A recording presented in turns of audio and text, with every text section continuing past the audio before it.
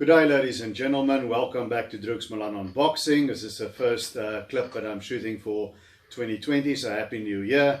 Sorry I've been away for a while. It's been a very slow January.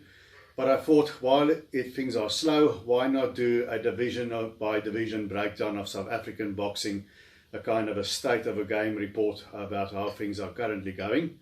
I'm going to do it in 2 installments, and I'm going to start, usually one works up to the main event, and the big guys in South African boxing are the small guys in the lower weight division. So I'm going to start at the heavyweight and work my way down. Now if you look at the heavyweight division in South Africa, it has a storied history. Way back, people like Don McCorkindale, my granddad used to tell me about Johnny Rolfe, and then of course we had Gerrie Coetzee, who was WBA heavyweight champion. Francois Botha, the White Buffalo, had the IBF belt before he popped positive and was stripped of that. And then we had Corrie Sanders with that massive win, the late Corrie Sanders over Vladimir Klitschko. And you know, we've had your sort of B-level heavyweights, Pierre Coetzer, Johnny de Plooy, was very exciting, didn't quite go all the way, but good heavyweights. And Kali Knutse in the Gerrie era, as well as Mike Schutte, was a pretty good heavyweight in his day. Now today we don't have guys quite that level, and unfortunately we had a South African heavyweight title fight, Roan Visser against Tiaan Vuk. Everybody was looking forward to it. I was ringside doing the commentary. The top rope snapped in a freak accident and Visser ended up on the floor before the fight even started. But having said that, Roan Visser is now 18-2. Hasn't beaten any real big names, sort of run-of-the-mill opponents, but he is the South African heavyweight champion. He's 6'9", that's why they call him the Giant King. And he's clearly the #1 guy in the heavyweights. We would have found out a lot more had the Tiaan Vuk fight gone ahead. But he is the guy in the heavyweights at the moment. In and out career, doesn't quite have that look of a world beater to me. Sometimes he looked good, like when he stopped Justice Saliga in 1 round. Sometimes he looks not good at all, like when he lost to Elvis Moyo last year. Now, to top things off all the woes, I see on social media he's got an elbow operation. So that is going to keep him out of the ring for a while, I would think. And so we're not going to have a Tiaan Vuk rematch anytime soon. Or the actual, not the rematch, they never got to the first bell. You're not going to see that fight anytime soon. So possibly Boxing South Africa might strip him of his national heavyweight title, and then he gets first choice when he comes back. So it might be that we get Tiaan Vuk against Josh Pretorius for a vacant title, but we've seen that fight already and Tiaan won that well enough. The positive thing about the heavyweight division, if I have to find something, there are 14 active heavyweights listed in South Africa. So at least there are heavyweight fighters around, even though there's nothing really. We hope that Roan Visser does make it in the end. Not sure if Tiaan is going to continue his career, because he wants to get married, and he doesn't seem to have a long-term vision. He just wants to be South African champion. So we'll see what happens to the heavyweight division. But that's what we've got there. But then we move down a step at cruiserweight. Things really get interesting. Of course, the big news, I know he's Congolese, and we've got a lot of fighters based in South Africa from other African countries. But hey, I'm going to adopt him. He's got many fans here, and I'm one of them. That's Ilunga Junior Makabu. Now, he has got his title shot coming up on the 31st of January in Kinshasa, in the Congo, against Mikhail Chislak, an unbeaten Polish fighter. And we wish him all the best. If he can win the WBC title, it will do wonders for African boxing. And then the other, we have 2 more world-ranked cruiserweights here. One is Kevin Lerena, and he is being groomed towards the WBA. It's a secondary WBA title this year against Riyad Murray, who I believe is the regular champion or interim champion. The proper WBA champion is Arsene Goulamirian. But they're going to move Kevin Lerena from that IBO title that he's got now, that doesn't carry the recognition so much worldwide, to fighting Riyad Murray, and in between they're going to keep him busy against Firat Arslan. So Kevin Lerena is also somebody who's looking to make a big move in 2020. And then right behind it we've got Thabiso Barak Mchunu. Now Thabiso Mchunu was a world ranked contender. He had a title shot against Alexander Usyk, which he got stopped in, but that's Usyk, great cruiserweight, you can't blame him. But he's had sort of an in and out career, and he's re-established himself with a good win in a rematch over Tommy Oosthuizen. Then he had another stay busy win, and now he had a big breakup win, and he's back to where he left off. He's now most independent rankings top 10. He beat long-time WBA and IBF cruiserweight champion who was making a comeback, Denis Lebedev, and he beat him in Russia convincingly. Great win by Thabiso Mchunu, and he's back in contention as well. Perhaps we might see Mchunu against Makabu in a rematch if Makabu manages to win the WBC title in Kinshasa in a week's time, 2 weeks' time. So we're having our thumbs crossed. And those are the three top names. But then below that, we also have a nice prospect who's about, I think he's now 13-0, Akani Prime Puzi. Didn't look so great in his last fight, but he's had an injury there. So there we've got a good prospect going. And just below that, we have Chris Thompson. I think he's got his ceiling sort of as a local attraction. But another exciting cruiserweight. And then Levo Moshitua, who lost the decision to Chris Thompson. I believe there's going to be a rematch at some point. But he had a breakout here as well. He upset prospect that was highly touted by Golden Gloves, Keaton Gomes. Well, beautifully outpointed Keaton Gomes. Great job at Lionel Hunter. His trainer has done on him. So Levo Moshitua is also somebody that I think could do something. Now, if we go down to light heavyweight, things get a little bit sparse because we've got South African champion from Cape Town, my neck of woods, Nicholas Natural Radley, who got beaten at the catchweight by Rowan Campbell most recently. So he has to regroup, but he's still a South African champion. And then when I was up at Emperors, I chatted to Tommy Oosthuizen's trainer, Harold Volbrecht. Oosthuizen has been campaigning as a sort of a cruiserweight gatekeeper. He was on world level at super middleweight and light heavyweight, and then lost his way with much publicized outside the ring trouble. But Harold tells me that Tommy is training. He's going to come down to light heavyweight, which I think is a great idea. He's never been a great puncher, but at cruiserweight, he just doesn't have any pop to stop these guys from just walking in on him. So if Tommy comes down to light heavyweight, and maybe Nick could have a little bit of a just to get in and win column, a little comeback fight. And I think Nick Radley and Tommy Oosthuizen could be a fight that still could happen at light heavy. Moving down to super middleweight, we've got South African champion Rowan Campbell, who's now undefeated. He's one of the guys that Peter Smith, who trains Kevin Lerena as well, trains. He's done a great job on me. He's a guy that's had almost no amateur background. And he's had a nice string of wins. He knocked out Nick Radley in his last fight. Now they're going to move Rowan Campbell fighting towards the vacant IBO title. It's a fringe world title. But I would say I don't like the proliferation of sanctioning bodies. I tend to stick with a big four: WA, WBC, IBF and WBO, and also only their top number titles, not the regulars or interims. But the IBO is the best of the rest, and it is a good springboard. It eventually might get you to fighting towards those big four, which is still a long way off.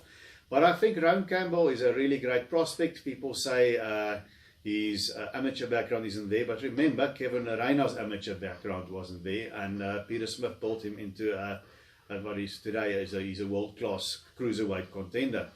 And he might do the same with Rowan Campbell, and he's a crowd-friendly fighter. I like watching him. So Rowan Campbell is somebody that watching with great interest at super middleweight. Now there's also Reino Liebenberg, the veteran who keeps going overseas and getting robbed in various ways. I've even written about that in my column in Ring Magazine. Now, he was at Emperor's Palace when Campbell beat Radley. They had Reino in the ring, and this sort of back and forth trash talking that's become popular nowadays, and I'm not so fond of, but hey, I suppose I have to move with the times.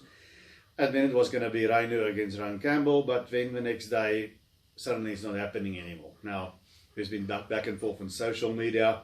Rowan doesn't have to fight Reino. He doesn't need to. I think it's a very good fight. Campbell against Liebenberg, a local thing. They taking him by IBO direction. Nothing wrong with that. I just am sort of baffled. Why would you put somebody in the ring and have this back and forth banter if a fight's not going to happen? So I don't know what happened there. But anyhow, it's not happening. Campbell's going the IBO route. Good luck to him, and I'm watching him with interest. And I hope Reino Liebenberg gets a nice big payday before he retires. I don't think he's going to be in boxing beyond this year, and he's given us some pretty good fights.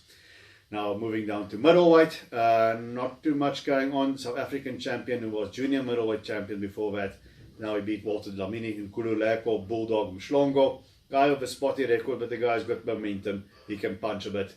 And for the rest, you know, there is Emil Kalakuzi, I think, who says he's a junior middleweight, but he hasn't made junior middleweight since 2018, so I'm going to take him as a middleweight. He's 19-0. His last fight, for the first time in a long time, he looked impressive, and he knocked out younger Petani in 1 round. Petani is a useful fighter, beaten guys like Johannes Sali, Jimmy Mabunji, Ross Tyrone Campbell, of course, but that was a good win finally for Emil Kalakuzi, and he looked good in that fight. I would like to see Kalakuzi, he's from the DRC, so it won't be for South African title, take on Mhlongo, or even Walter Dlamini. He's now going to take on Johannes Sali, who's already in his 40s. And if he knocks out, no disrespect towards Sali, I know the guy, he's a warrior, but I think he should be retired. And if Kalakuzi manages to knock out Sali even in the first round, not saying he will, but if he does, even that doesn't prove anything. Sali lost his last fight against a comparative novice, Chris Bobo. So that's another stick-over fight for Kalakuzi. But I would really hope that Kalakuzi and Mhlongo could happen. That's a good fight. If that doesn't happen, I would like to see him against another guy in the middleweight division from the DRC, Jimmy Mabunji. He's a bit of an in and outer. He's a very strong guy. He can punch. Sometimes he loses fights because he gets too wild. You know, he gets frustrated and he starts walking in a straight line and gets wild with his punches. But if he can keep his head about him and his wits about him, he's a dangerous guy. So I wouldn't mind seeing Emil Kalakuzi against Jimmy Mabunji, all Congolese battle for Kinshasa right here in Cape Town. That'll work for me as well. So the fights are there if they can make the right fights. Going down to junior middleweight, it gets kind of interesting because there we've got the top guy who's won all his fights by knockout. The general from the DRC is now promoted by Ayanda Matiti and Kaba Promotions in the Eastern Cape. And that is Emani Kalombo, who's a really, really good prospect. And in his last fight against Daniel Lartey, I saw him get a little bit better with his defense. Up until then, he used to eat a lot of right hands. You know, when he fought Cristiano Ndombasi, that's also an African fighter based here from Angola. He took a lot of right hands from Ndombasi before he finally got him and knocked him out. He took some shots as well when he fought in Nkululeko Mhlongo and eventually stopped him. But Kalombo is a really top prospect if he can develop. Now, I don't know who they're going to import for him here, because the fighters in the heavier divisions command bigger purses, and our exchange rate being as bad as it is against the dollar, it's a very difficult job. But I'm sure Kaba Promotions have a plan for him. But here's another idea, because we have a 4-man tournament that I attended on the 30th of November. I'll be there at the final, Emperor's Palace. And in the final, we have Brandon Thijssen, the son of former Commonwealth and South African super middleweight champion Andre Thijssen. And he's in the final against the former MMA star and boxer Boyd Allen. Now, that's a very good fight, a very evenly matched fight. Boyd Allen looked much improved in his last outing when he stopped Tristan Treater. And so did Andre Thijssen when he stopped Rourke Knapp. So it's a fight I'm looking forward to. And one can only pray to the boxing gods. One of the worst things about boxing is the good fights don't always get made. But I would like to see the winner of Brandon Thijssen and Boyd Allen take on Emani Kalombo. Because there's nothing else here in the African continent for Emani Kalombo. They're going to have to take him overseas or try and import guys that's going to give him the experience he needs. So that is a fight I would like to see. Failing that, Cristiano Ndombasi, my friend here based here in Cape Town, he's also still around. He wants that fight against Emil Kalakuzi. Is he willing to go all the way up to middleweight for it, because he's fought as low as welterweight? He basically fights as a junior middle. So if Ndombasi can fight Emil Kalakuzi, that would be a really great fight, but I don't know if I want to go to middleweight for that. Otherwise, you know, if the winner of Thijssen and Allen maybe can fight Ndombasi, that'll be a second prize, you know. But let's see if that fight can be made. You know, Brandon Tyson's dad, Andre, said he doesn't want his kid to fight Colombo. He knows Colombo is dangerous. He's promoted him for a long while. But in the end, you've got to dare to be great. So if Brandon Tyson gets past Boyd Allen, which is not at all given, I slightly favour him at this stage. But Boyd Allen has shown a lot of improvement in his last fight. So we don't know. That is junior middleweight.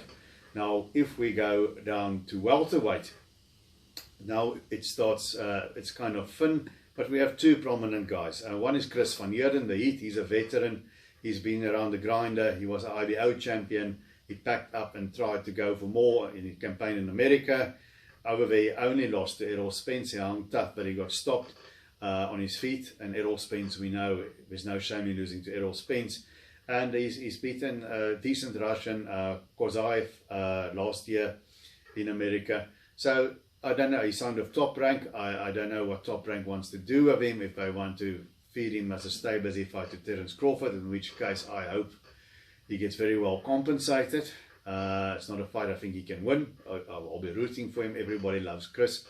But Crawford, we know, is a pound-for-pound star.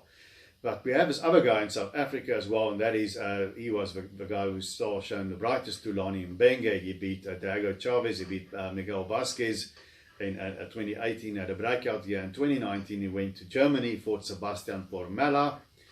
I thought style-wise it will be a difficult fight for Tools. Formella is a stick and move guy. And he fought in Germany. I thought he didn't. It was a close fight, but I thought he did enough to nick it. I had him a winner by 2 points. The judges disagreed, and he didn't get the decision. It was a somewhat mildly controversial decision, I thought. You know, and that's a danger fighting on the road. There was talk about a rematch, but it seems apparently there was no rematch clause in the contract. And Thulani Mbenge is floating around. I think he's a good fighter. He was just outside the top 10, calling him a fringe contender before he dropped the decision to Formella. And now he's in the wilderness. Now he's going to take a fight against a continental African opponent. I suppose it'll get him back in the W column, but I would really like to see him fight Chris van Heerden if it can at all be made. You know, I think Chris is making better money in the States. He's fighting for dollars. So I seriously doubt it, but Mbenge seems to be floating. I don't know what the story is. It seems that Golden Gloves has lost interest in him. You know, I would say I wouldn't be surprised if he pops up back in the Eastern Cape with either Rumble Africa Promotions or Kaba Promotions, the two big promotions there. I would do that if I was Thulani Mbenge. If Golden Gloves hasn't got anything planned for him, go and try those two, because he is from the Eastern Cape. He's got a fan base there. He can punch, which makes him exciting. I think he's got some flaws. I think he sometimes gets wild. I think sometimes he over commits with his punches and throws himself off balance. A good counter puncher, Gaetano Garcia type, can make him pay for that. But I think he deserves a chance to redeem himself, and I want to see him back in the ring. So hopefully something can happen for Thulani Mbenge now in 2020. I want to see him get back there on that international stage. You know, if he can't find more Formella on the rematch, just move on. Then, if we go down to junior welterweight, we've got South Africa's top prospect there, Jabulani Mackenzie. He has beaten Kolani Nkoteli. He has beaten Marius Matamba. And there's talk of him fighting in the States. He's trained by Sebastian Rothman. He's a tall, rangy junior welterweight, and it reminds me a lot about another guy from Limpopo, Cassius Baloyi. We know Cassius Baloyi, former two-time IBF junior lightweight champion of the world, and a slew of other fringe world titles as well. He reminds me of Cassius Baloyi, one of South Africa's really good fighters. So I have high expectations for Jabulani Mackenzie. I don't think he can really crack an egg. He's not a big puncher. That's maybe too much to say that he can't crack an egg. But he's not a big puncher, but he's a beautiful boxer, and I think he can go far. Not much else there in South Africa going in the junior welterweights, and that's where I'm going to stop now before I carry on, to give you guys a bit of a break. Please hit the subscribe button below. You can look me up on Twitter at DrooksOnBoxing, and then I also have an occasional article on Ring Magazine's blog. I cover the South African shows mostly there, www.ringtv.com. And you can see me in the World Beat column. You can read my stuff there every month in the Bible Boxing, the Ring magazine. So until I see you guys again, happy 2020. Let's hope it is full of fistic glory. And remember to keep those gloves up.